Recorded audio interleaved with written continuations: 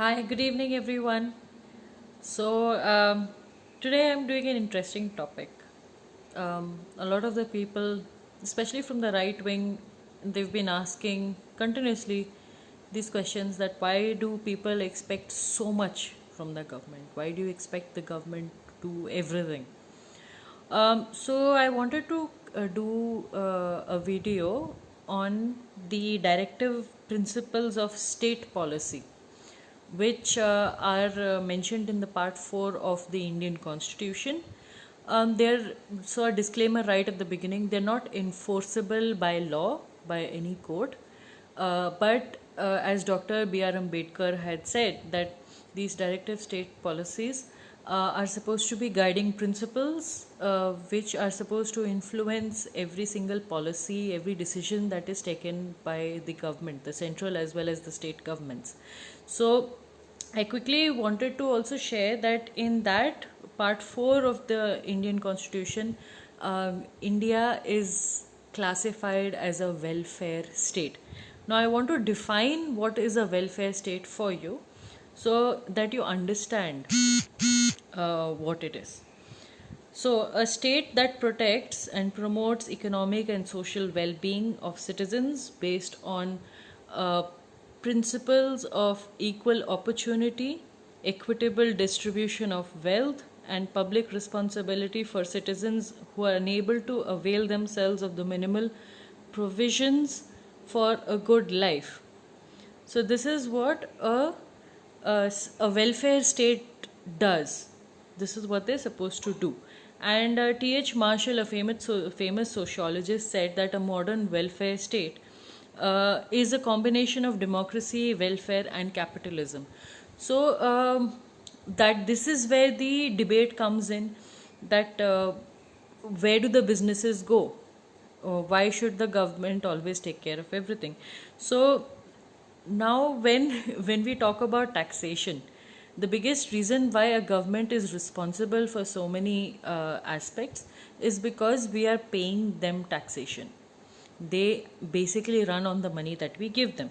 But before all of that, I also wanted to share that there are 15 total directive principles of state policy, but I'm going to cover three of them. The first is right to work, education, public assistance for unemployment, old age, sickness, disability within the economic capacity as per Article 41 of the Constitution. The second principle is ensuring that living wage and proper working conditions are there for workers. Then helping panchayats in working as units of local self-governance, which is under Article 40 of the Constitution. Now, just looking at these three aspects, um, uh, again coming back to the point that I wanted to make, is that the government is not a private organization. If it were a business running on its own funds, earning profits and running by itself, then it would be a different scenario altogether. Now, when the government is working on the money that we give to them, and this is not only because of the income tax. Income tax is just one form of taxation that the money that the government gets. The larger part of it comes from the taxation we pay on every single thing that we buy every single day. And as I keep repeating myself, from the toothpaste that we use to the underwear that we wear, to the comb we use, to the soap, to every single thing that we buy on a daily basis, we are paying taxation to the government. So that is the income. Either it goes to the state or to the center. So why I wanted to talk about all of this today is coming back to the point that why do we expect the government to do so much? It's because we are, first of all, enshrined in the Constitution as a welfare state. The government is supposed to do a lot.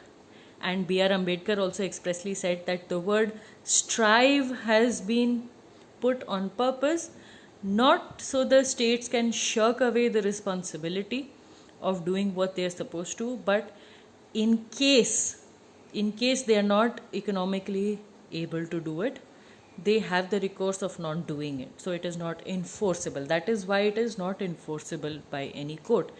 But by spirit and by every other way, it is supposed to be influencing every policy that the government makes for us. So, to answer the right wingers who keep asking people like me and other activists who keep raising our voices about why the government is not doing enough, is because we are keeping in line with the constitution. We are a welfare state, we are not a capitalist country. If it were a capitalist country, then we would not be making all this noise. It's because we are aware that we are a welfare state and the government is working based on the money that they earn from us. We are asking for their answerability, for their responsibility for the money that they take from us. Because in the end, even example, if you're a parent and you are going out into the world and earning money, if you give your child some pocket money, what do you expect from them? To be at least answerable as to what they've gone and spent it on. You expect that much from your child, right? That the child is exactly our government. So we expect the government to answer back to us that, you are working with our money. So what have you done with our money? And why are you not spending on what is required, what is the priority, and what the people need at the moment? For example, now we are going through a pandemic, and we need money for assisting migrants who are going from one state to the other. It took so long for the government to step in and start assisting. It took them so long to order for PPE kits. Just today, harrowing tale of a police officer dragging a doctor in Vizag, if I'm not mistaken, for dragging him publicly, beating him up and dragging him publicly just because he raised his voice and highlighted the issue of not having enough PPE kits for the health workers. So this is the total opposite of being a welfare state, and that is the reason why people like me and several other activists, we keep raising our voices, because we want answerability. Why is the government making lives miserable for the people, whereas they're supposed to do the opposite? They're supposed to make life much easier for people. All this, the petal show and tali bajawing and thali bajawing is not going to help people, because that is not the job of the government. They are not a theatre company, and this is not a drama that is going on. This is real life. People's lives are at risk, and a lot is happening which is influencing the very lives of millions of people. So I want why I'm doing this, it's a very serious topic. I wanted to bring this out to the notice of the people that you are not wrong in expecting things from the government, because that is their job. They're supposed to do what they're supposed to do, because we are a welfare state. We are not a capitalist country, and we are paying taxes. You are paying taxes in every single way.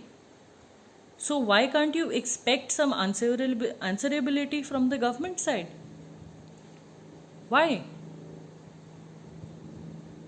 It's very simple. If you look at the equation, I would like to give another analogy. Now, I don't know how many of you are, okay, somebody would be using Vodafone, somebody would be using Airtel, somebody is on Jio, for example. Now, when you're using, say, for example, Vodafone, and your signal is not working properly, what do? You call up customer care and you ask, okay, my service is not working. By when will I expect the connection to be back, and what is happening to the signal strength? Now, if you start treating the government also as a service provider, would you not want to know why everything around you is not working properly? Yes or no? So that's why I use this example. Government is also a service provider, just as any telecom company or any other business.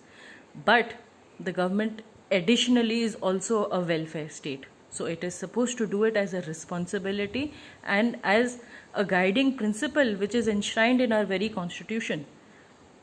So I would like to conclude today's video by making this very important point. I wanted to put it out there because from many days this was like boiling up inside, and I was like, this is a fundamental issue. Like, why do people keep asking of us that why are we raising these questions again and again? Why do we expect the world of the government? We don't expect the world. We just expect them to do their basic job. We expect them to just do their work, what they're supposed to do. And okay, so John Sequeira has written, good topic to make all Goans aware of their fundamental right of demanding what the government must do, because we are paying taxes not only for their huge salaries and perks but also provide for the people or all the basics. Absolutely.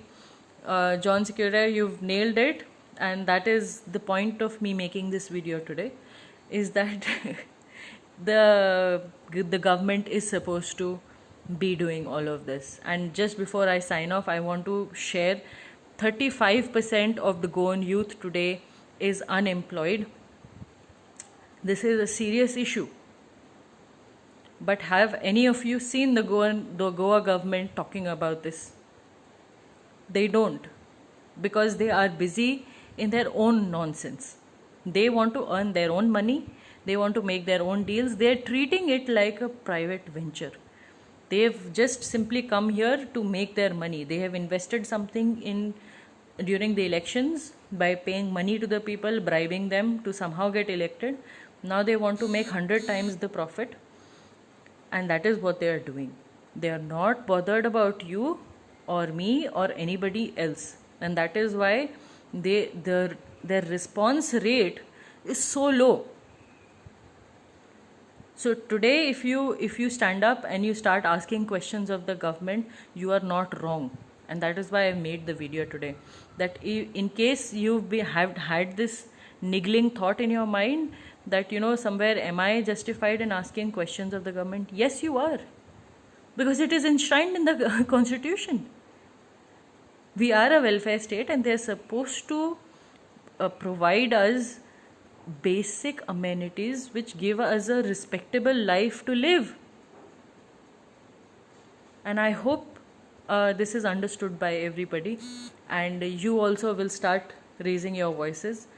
I keep urging everybody all the time, please come out, start raising your voice, no matter what the cost of it is. Because if you are not going to do it, we are doing a big disservice to ourselves, to our fellow countrymen, and to the growth and the future of our country. Asking questions is not a wrong thing. You are actually a good citizen if you do so. So thank you so much, and I'll sign off for now. It's slightly gone longer than usual, but take care, God bless, and I'll see you on the other side.